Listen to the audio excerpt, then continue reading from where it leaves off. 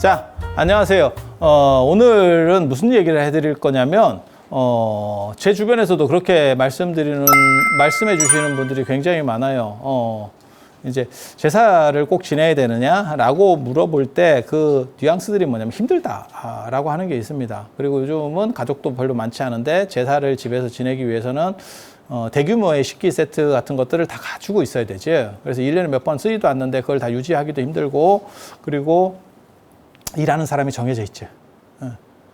자고로 남자는, 저희 어렸을 때는 그랬어요. 남자는 밤이나 치고 있었고, 여자가 다 하고, 실제로 여자는 제사에 들어오지도 못했고, 그거는 혈통 때문에 그렇습니다. 혈통 때문에. 그리고 조선 초기까지만 하더라도 여자도 제사를 지냈고 제사에 들어왔었습니다. 그게 나중에 임진왜란 병자호란 끝나고 양란 이후에 예약시대가 강조가 되면서 사실은 여자들이 이제 이렇게 지위들이 굉장히 낮아지고 이러면서, 그래서 제가 그런 얘기 했잖아요. 양반집은 좀 모르지만 일반집 같은 경우는 어머니는 부엌에서 밥을 먹고, 그 부엌에서 밥 먹는다는 게 뭐냐면 부엌은 일반 집보다 한 단위 낮아요. 왜냐하면 우리는 취사열을 난방열로 썼기 때문에. 그래서 부엌은 일반 집보다 안방보다 낮습니다. 그래야 열이 올라가잖아요. 그래서 건축 구조가 언제나 그렇게 돼 있어요. 지금은 보일러니까 부엌이 그냥 이렇게 평으로 돼 있지만 이렇게 낮아요. 그래서 부엌에서 밥을 먹고 이렇게 됐었던 부분들이 있어요. 그래서 제가 그런 얘기 하더니 식문화도 되게 재밌는 게, 우리는 다 독상 문화예요. 제대로 된 집은 다 독상입니다. 그래서 뭐 밥 먹을 때 뭐 말을 하지 말라, 안 그러면 밥 먹을 때 뭐 말을 해야 소화가 잘 된다. 다 말 같지도 않은 소리죠. 원래 정상적인 집은 다 혼자서 밥을 먹습니다. 그러니까 상에 차리는 문화도 아니고 혼자 상을 받는 문화예요. 그래서 상 받는다라고 하는 개념이 있는 거고, 그리고 상을 어른한테 올릴 때는 코 위로 올립니다. 그리고 그게 오늘날까지 남아있는 게, 절에서 맞이 같은 거 올릴 때, 부처님 맞이 올릴 때 이렇게 높이 올리는 이유가 되는 거예요. 그리고 같은 방에서 밥을 먹어도 아버지하고 할아버지하고 같이 밥을 먹으면 같은 상에서 먹느냐? 절대 그렇지 않습니다. 상이 다릅니다. 다 독상입니다. 그래서 대화를 하고 싶어도 대화할 사람이 없습니다. 허공과 대화를 해야 됩니다. 그래서 밥 먹을 때 뭐 말을 한 해 만에 하는 거, 그 다음에 밥 먹을 때, 그거는 최근 들어서 같이 겸상을 하는 거는 최근 들어서 생기는 문화예요. 있지 않아요. 그리고 그래서 상물림이라고 하는 개념이 있는 거고, 어른이 드시고 그 다음에 상이 내려가는 거예요. 그리고 맨 마지막에 이제 여성분들이 그 부엌에서 먹는 거, 그거는 이제 어떻게 보면 신분, 낮은 그 당시의 여성의 위치를 나타내 주는 거예요. 그래서 너무 슬프다는 생각을 합니다. 그리고 굉장히 동아시아 사람들이 여성에 대해서 잔인했다. 저는 여성에 대해서 굉장히 우호적인 사람이기 때문에 제가 대학에서 여성학을 가르치려고 했었던, 그렇게 하는 이유는 절에서 제가 커보니까 다 여자들만 있어서 그 고마움을 갚기 위해서 뭐 페미니스트 뭐 이런 건 아니고, 그래서 여성의 사회적 지위와 관련돼서 많은 생각들을 하고 그걸 찾아봤어요.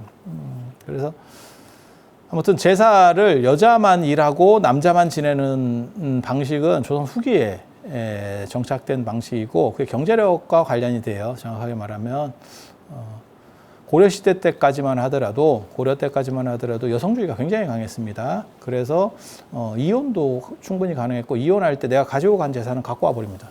내가 노비를 갖고 갔어. 내가 여자야. 근데 내 노비가 자식을 낳았어. 그러면 이혼할 때 그 자식까지 갖고 와버려요. 되게 재밌어요. 그리고 조선 초기까지만 해도 여성은 1대1로 남자하고 대등하게 재산이 분배가 됐어요. 그런 걸 보고 분재기라고 하는 문헌들이 남아 있습니다. 분재기, 재산을 상속한 분재, 그러니까 재산을 나눈, 요즘으로 말하면 유언장. 그래서 어떻게 줬는지를 알 수 있는, 그러니까 다 근거들이 있다니까. 그냥 뇌피셜로 막 떠드는 게 아니에요. 그런데 임진왜란 병자호란을 거치면서 조선이 이제 망하게 되는 이유 중에 하나, 고려 때까지만 하더라도 상업 비중이 상당히 높았고, 그래서 몽골하고 하는 세계 최강의 군대를 우리가 한 40년 가까이 막았어요. 그게 돈이 있어서 막은 거예요.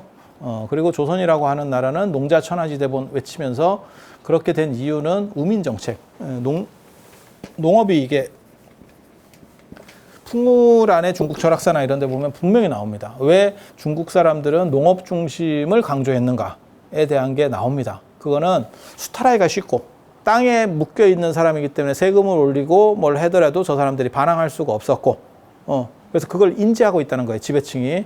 예. 그리고 또 하나는 뭐냐면 단순 반복적인 행태만 반복하기 때문에 우미 정책을 펴기가 쉬워요. 굳이 모든 사람이 뭔가를 알 필요는 없는 거지. 그래서 우리 어렸을 때만 해도 그런 표현이 있었어요. 여자는 뭐 숟가락 한 벌만 세면 될 수 있다. 진짜 무식한, 지금 생각하면 무식한 발상인데 그게 조선을 지배하던 발상이에요. 지금 생각하면 있을 수도 없는 일이죠. 그래서 그런 식으로. 그래서 농업이라고 하는 게 세금 수탈이 유리했고, 그 다음에 우민, 멍청하게 만들어가기가 편했다는 거예요. 그래서 중국 지배층들은 이것을 알고 있었기 때문에 농업을 장려하게 된다. 지그들이 더 오래 해먹으려고. 그리고 그거를 본따서 한 게 조선이죠. 농자천하지대본 하면서 조선은 이렇게 망하게 되는 거고, 그러다 보니까 임진왜란 병자호란 뭐 그냥 쳐들어만 오면 그냥 뚝까 맞는 거예요. 몽고를 고려 때 인구가 더 적었을 때도 불구하고 몽고는 청나라나 일본하고는 비교가 안 됩니다. 그거랑 같은 급이라고 보시면 안 돼요. 그 몽고 제가 전에도 말씀드렸잖아. 이슬람의 재앙. 우리는 그 얘기를 못 들어서 그러는데 이슬람 쪽에는 난리가 났습니다. 이슬람이 엄청나게 강력하거든요. 지금도 어떻게 보면 미국이나 서구를 상대할 수 있는 큰 소리 치는 자기 두드려 맞지만 계속 뭔가 하는 게 이슬람이잖아요. 그리고 이슬람이 진짜 강합니다. 문명은 동방으로부터 오리엔트로부터라고 하는 그 오리엔트가 이슬람이거든요. 정확하게 말하면. 우리가 아니고 이슬람입니다. 그래서 르네상스를 그러니까 중세 기독교의 그 암흑 시대를 깨트리면서 뭔가 단초를 열어주는 게 이슬람 문화예요. 그래서 르네상스가 시작되는 게 사실 이슬람의 충격 때문에 시작이 되는 거거든요. 그래서 그런 이슬람이 몽고에 진짜 그냥 한 방에 싹 날아갑니다. 그래서 그거를 서양에서는 이슬람의 재앙이라고 불러요. 우리는 잘 몰라. 왜? 그쪽 역사를 배울 일이 없으니까. 그리고 우리 주변에서도 있었죠. 뭐 금나라라든지 송나라 같은 그런 큰 제국들이 다 몽고에 넘어갔죠. 하지만 고려는 버텼죠. 그래서 고려라고 하는 건 굉장히 대단한 나라예요. 그리고 그렇게 될 수 있는 이유는 뭐냐? 상업 중심이었기 때문에. 그런데 조선으로 넘어오면 박살이 나죠. 박살이 나죠. 임진왜란, 병자호란만 있었던 게 아니고 나중에 조선 망할 때 보면 제가 하는 얘기 있잖아요. 조약으로 망한 나라. 전쟁 한 번을 못하고 군대가 없는 나라. 그리고 조약으로 망한 나라. 그래서 조선 사람들은 나라가 망한지도 인지하지 못했었다. 인지하지 못했었다. 그래서 이런 조선의 농경 문화가 되면서 경제력이 점점점 줄어들어요. 그리고 또 뭐가 있냐면 상업은 산하 제한을 하거든요. 산하 제한을 하거든요. 일종의 산하 제한을 직접 하는 건 아닌데 능력에 따라서 이게 조금씩 달라져요. 지금 비슷하다고 생각하시면 돼. 돈 있는 사람은 좀 더 낳기가 편한 거고, 아주 돈 있는 사람, 어느 정도 있는 사람은 지금은 안 낳으니까. 이번에 지금 0.75인가로 떨어졌다 하거든요. 합계 출산율이. 굉장히 심각한 문제예요. 그런데 뭐 진짜 돈이 많으면 사실 뭐 관계가 없겠지. 그런데 지금은 애 키우는데 너무 많은 돈이 드니까 힘들고, 할머니들까지 다 등골을 빼고 있으니까 이게 쉽지가 않죠. 그런데 농사 문화에서는 또 무식한 얘기 있죠. 여러분 다 한 번씩 들어보셨을 거예요. 사람이 지 먹을 건 갖고 나온다. 그냥 무조건 나와가지고 그냥 땅 띄기만 시키는 거예요, 이게. 근데 이게 지금같이 농사가 관리가 어느 정도 되면 문제가 없는데 흉년이 들면 그 입이 늘어난 상황이 전부 아귀다툼으로 바뀝니다. 그래서 자식을 서로 바꿔먹는다라고 하는 말이 틀린 말이 아니에요. 지 자식을 지는 못 먹으니까 서로 바꿔먹는 거예요. 그렇게 심각한. 나중에 뭐 경신대기근 이런 거 한번 찾아보세요. 진짜 뭐 100만이 기근으로 날아갔다는 거거든요. 임진왜란 때 죽은 사람보다 더 많아. 그래서 그렇게 이제 농사의 한계점 때문에 무슨 일이냐면 경제력이 줄어들거든요. 경제력이 줄어드니까 처음으로 날린 게 서자들을 날렸어요. 그래서 적자 중심으로 갖고, 원래는 서자도 그냥 어느 정도 인정을 해줬는데, 제가 그 얘기 하잖아요. 정도전이 서자 출신이라니까. 그러니까 정도전이 조선 중기에 태어났으면 정도전은 한번 올라오도 못하고 끝났을 사람이에요. 그러니까 그 당시에는 서자에 대해서 큰 차별이 없으니까 정조선 같은 사람이 그렇게 할 수 있었던 거야. 이해가 되시죠? 그래서 맨 처음에는 서자들을 날렸고, 그게 뭐 유지강 사건 뭐 이런 거 관련이 돼서 서자들을 날렸고, 그 다음에 이제 여성들을 이제 또 날리기 시작하고, 여성 날리고, 그래서 여성에는 재산권을 안 주고, 조선 말기로 가면 뭐가 있냐면 장남 몰빵 제도가 만들어지죠. 장남에게 모든 거를 다 주는. 여러분은 그거를 봤죠. 여러분까지는 거의 겪었던 세대죠. 그래서 여러분이 연세 많으신 분들은 실제로 그걸 받고, 여자는 출가 외인이니까 뭘 갖고 가냐? 집이 잘 살아도 그런 거 있고, 그 다음에 교육을 할 때도 오빠는 논 팔아서 등록금 내고, 딸은 공장 보내고 막 이런 식으로도, 아니 주변에 있었던 일들이잖아요. 그리고 그래서 제가 얘기하잖아요. 그것도 되게 재밌는 게, 그때 그 논만 안 팔았으면 그 집이 겁나 부자인데, 오빠 대학 등록금 만든다고 논 팔은 거 가지고 그렇다고 오빠가 제대로 됐느냐? 별것도 없어. 기껏해야 뭐 공무원 좀 이렇게 하다가 끝났어. 지 먹고 살기도 바빠. 집안을 일으키긴 개뿔이 일으켜. 그때 논만 안 팔았으면 집안이 일어났다. 생각해보면, 야, 이걸 이렇게 했나 싶은 근현대사가 있죠. 우리가 주변에 보면 있는 일이죠. 그런데 되게 재밌는 게, 오빠를 교육을 시키고, 그 다음에 여동생이나 이런 사람들은, 누나도 마찬가지입니다. 공장으로 보내도 수용했죠. 그거를. 한마디도 말을 못했죠. 왜? 세뇌된 거죠. 그때만 하더라도 그건 당연하다고 생각하고, 당연히 여자는 이렇게 해야 돼라고 생각을 했던 거예요. 굉장히 무서운 겁니다. 누가 그걸 만들었겠어요? 그런 구조를? 몇 명이서 그걸 기대 이익을 보는 쪽에서 만들어 가는 거예요. 당연한 얘기예요. 당연한 얘기. 그리고 나중에는 지차도 날려요. 지차도. 그래서 제사권도 장남한테, 제사권이 굉장히 중요한 거예요. 제사권하고 재산권은 같이 가는 겁니다. 지금은 재사권과 재산권이 분리되어 있기 때문에 재산은 1대1로 나누는데, 재산은 장남이 지내니까 내가 못하겠다. 그리고 이게 세습까지 되네. 내 자식한테까지. 그러니까 마누라가 갑자기 교회를 가요. 뭐 이런 불가사의한 일은, 그러면 교회나 제대로 가느냐? 안 가! 제사하고 관련될 때만 교회 간대. 이런 불가사의한 일들이 계속 벌어지는 거예요. 그래서 조선 후기로 오면 무슨 일이 벌어지냐면, 여성은 10월대로 들어가거든. 이게 유교 문화에서 가장 큰 특징 중에 하나가, 동아시아가 나중에, 동아시아가 제가 보기에는 지능이 높은 이유 중에 하나가, 유대인 지능 높다라는 얘기 들어보셨어요? 왜 높은지 아세요? 외국 나가서 굴러서 그래요. 지네 나라 없이 여러 군데에서 굴르다 보니까 좀씩 발전하는 거예요. 그리고 사회적 약자거든요. 나라도 없고 떠돌고, 그러니까 눈치가 이제 조금 좋아지는 거죠. 우리식으로 말하면 셋째 딸은 안 보고도 데려간다라고 하는 게 뭐냐면, 딸이 셋째 정도 되면 그렇게 무시받는다고. 그러니까 거기서 살아남기 위해서 눈치를 위아래로 착착착 보는 거야. 끝발 진짜 개 끝발도 아니고, 이거는 그냥 개미 끝발 정도 되는 거야. 아무것도 존재감이 없어. 이거는 그냥 병풍도 그냥 허수아비급도 안 되지. 아니, 현실이 그런 거예요. 제가 얘기하잖아요. 서열이, 장남은 거의 반 아버지급인 거고, 전통사회에서 엄청나게 강력합니다. 그래서 여러분 어렸을 때만 하더라도 오빠한테 맞았다가 엄청 많이 있어요. 아버지한테 맞았다보다 오빠한테 맞았다 엄청나게 많습니다. 그리고 뭐 연애하다가 걸리고 그러면 오빠가 머리를 가위로 잘라버려. 지금 생각하면 이게 미쳤나. 그런데 그때는 그걸 받아들였다니까.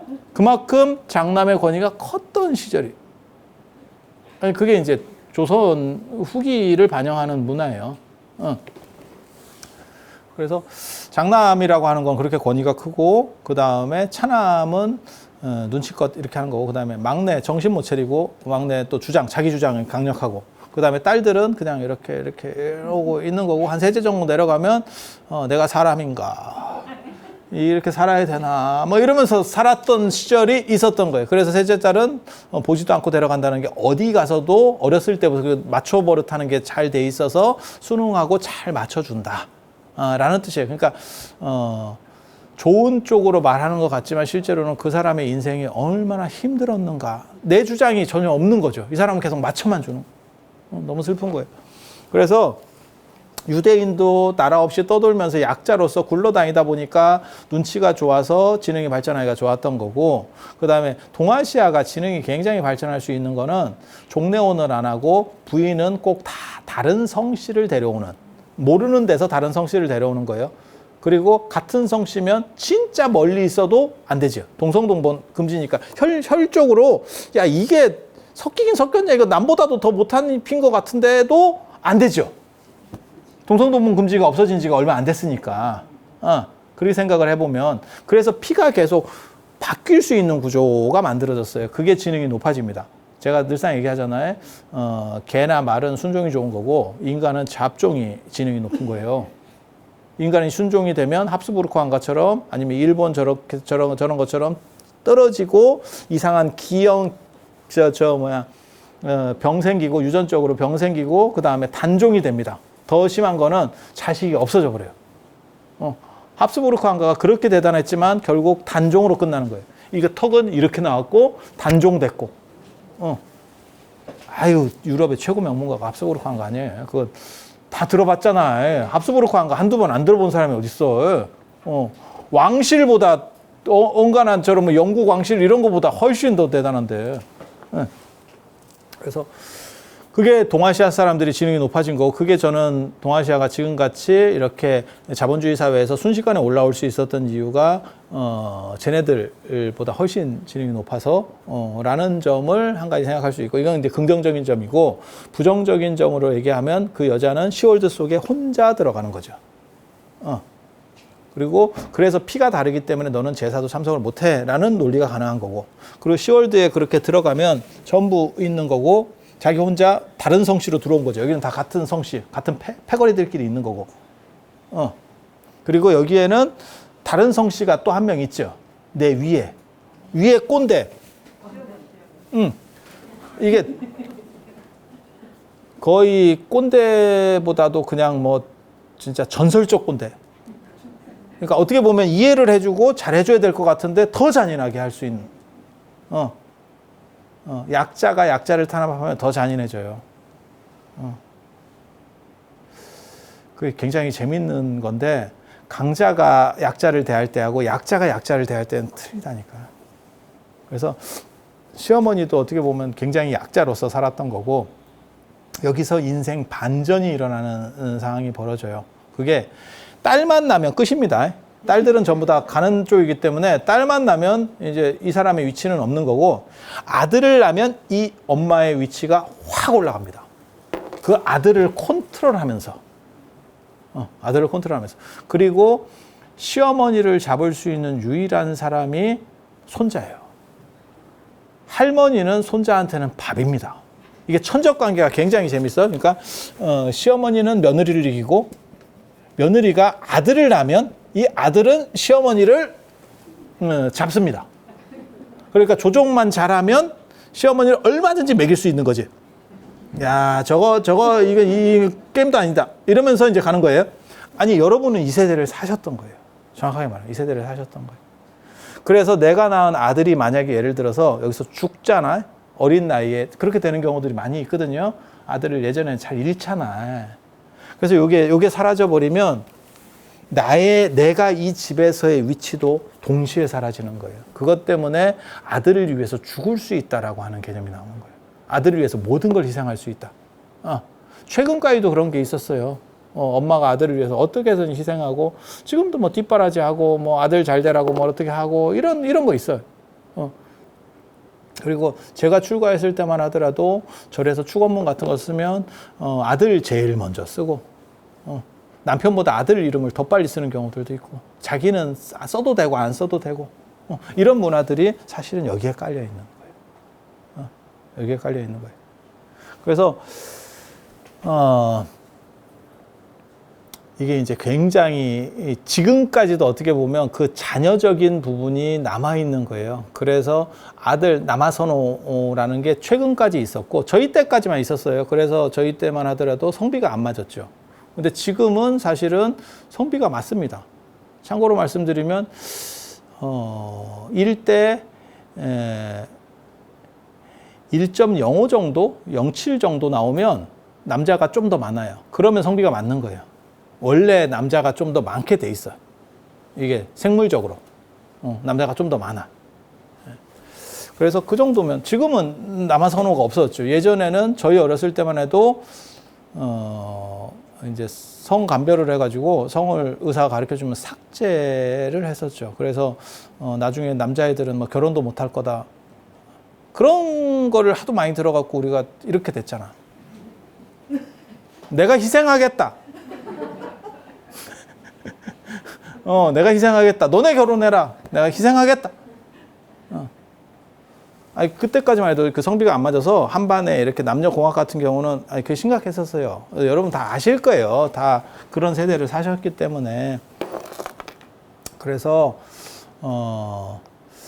그런 부분들, 그러니까 남아 선호라고 하는 개념이 사실은 여기서 되는 거고, 이렇게 이제 여성에 대한 차별이 강조가 되는 거는 역사적으로 보면 한나라 때 유향이라고 하는 사람이 연려전을 쓰면서 시작이 됐고, 그리고 우리나라는 내훈이라고 하는 책이 나오면서 여성의 여성차별이 시작되는 거고, 그거는 한나라 때 유향은 뭐 그런 얘기하면 너무 기니까 뭐 많이는 안 해줄 건데, 그거는 남성의 여성차별을 강조하기 위해서 쓴 책이에요.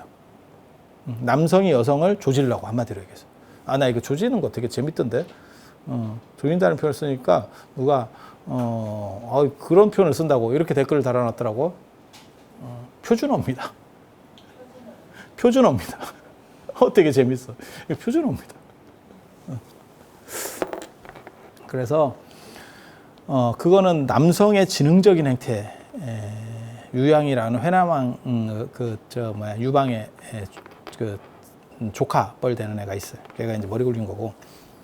그래서 참고로 말씀드리면 어포를 받았는지 몰라도 나중에 뒤끝이 안 좋게 죽었습니다. 굉장히 잔인하게 죽었고, 그리고 우리나라에서는 소원항우의 내훈이라고 하는 책이 여성의 차별입니다. 그거는 여성의 차별. 그러니까 마치 시어머니가 며느리를 괴롭히는 것처럼 이게 여성의 차별이거든요. 그래서 지금까지도 남아있는 얘기 중에 하나가 뭐냐면 여성의 적은 여성이다. 이게 무슨 개똥 같은 소린가 싶지만 그런 식의 얘기가 나오는 거죠. 그래서 고부간의 갈등이라는 게 사실은 여기서 나오는 거예요. 그리고 이거를 돌려치기를 하기 위해서 이 엄마는 어떻게 해서든지 자기 아들을 내 품의 자식으로 만들어야죠. 그래서 아들을 장악하죠. 이 형태가 오늘날까지도 남아있어요. 일부. 그래서 뭐가 있냐면 아버지가 정년퇴직을 하고 나면 자식이 내 편이 없어. 마누라가 어떻게 했는지는 모르겠는데 싸우면 안 돼. 표대결로 가면 절대 안 돼. 집안에서 정년퇴직한 남자는 절대 표대결로 가면 안 돼. 내 편은 전멸이야. 내가 다 일해서 벌어온 거 아니야? 그건 네 생각이야. 네 편은 없다. 왜? 평소에 표 관리를 잘해야지. 근데 여성은 이게 유교 문화 때문에 자식에 대해서 이게 아들도 하지만 딸에 대해서도 이렇게 살뜰하게 챙겨줘요. 내 자식이라고 하는 부분을 챙기거든요. 아버지는 원래는 사랑채에 살면서 집안일에, 그러니까 자식이나 이런 거는 그냥 약간 엄하게 훈육하는 정도지, 전통사회 얘기하는 거예요. 전통사회 얘기. 그걸 집안에 내실로 들어와가지고 안채로 들어와서 잔소리하면 그거는 떨어진다 하는 거예요.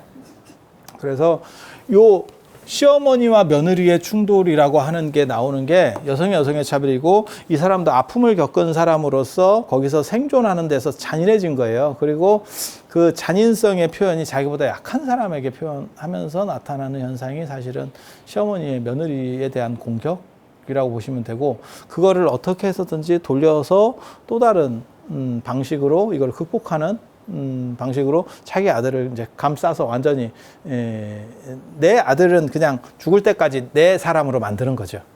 그게 최근까지 일어났던 형태인데, 어떻게 보면 구경연민은 부모 은둔경식으로 말하면 돌아가실 때까지 자식을 잊지 못하는 염려되는 그건데, 지금은 그게 안 맞죠. 이렇게 되면 이제 마마보이 뭐 어쩌고 되면서 안 맞는 문화가 나오죠. 그래서 그 부분의 갈등이 여기가 있는 거고, 여기에서 만약에 제사가 들어가면 무슨 일이 벌어지느냐, 어른은 해야 된다라고 생각하고 밑에서는 그걸 합리적으로 받아들이지 못하게 되는 부분들이 있죠. 그런데 제사는 사실 그 문제가 있어요. 재산 상속권이 나눠져 버렸기 때문에 제가 전에도 그렇게 합리적인 얘기들을 해드렸습니다. 그러니까 조선 초기까지만 하더라도 불교가 살아있을 때 제사를 집에서 지냈느냐? 집에서 안 지내는 경우도 많았어요. 그러니까 사찰에다가 위탁을 해버리고 돈을 따로따로 각출을 하거나, 그게 재산 상속하고 제사하고 정확하게 일치해서 간다니까요.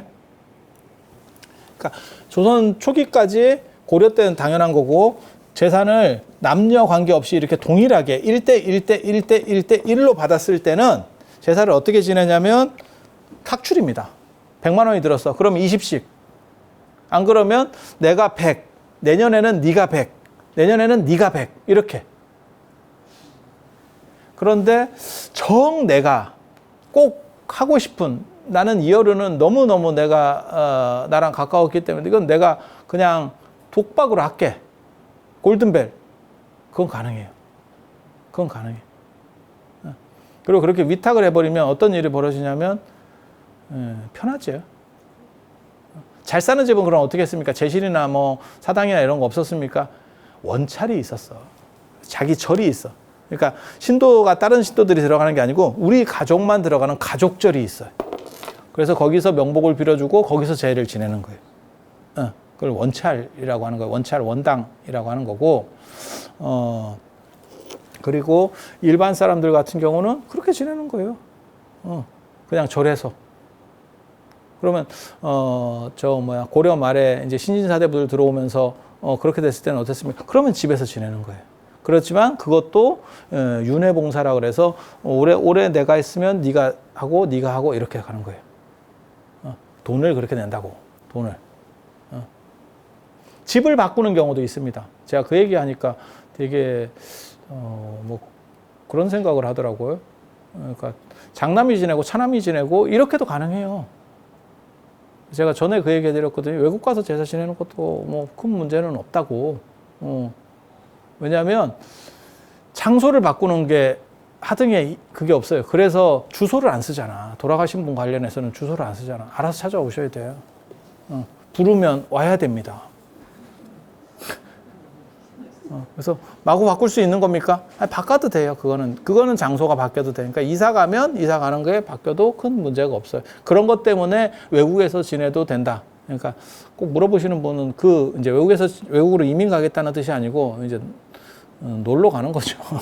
놀러 가는데 부담이 되니까 그 방어 기제로 어떻게 좀 해소하고 싶어서 저한테 물어보는 것 정확하게 잘 이해하고 있습니다. 괜찮습니다.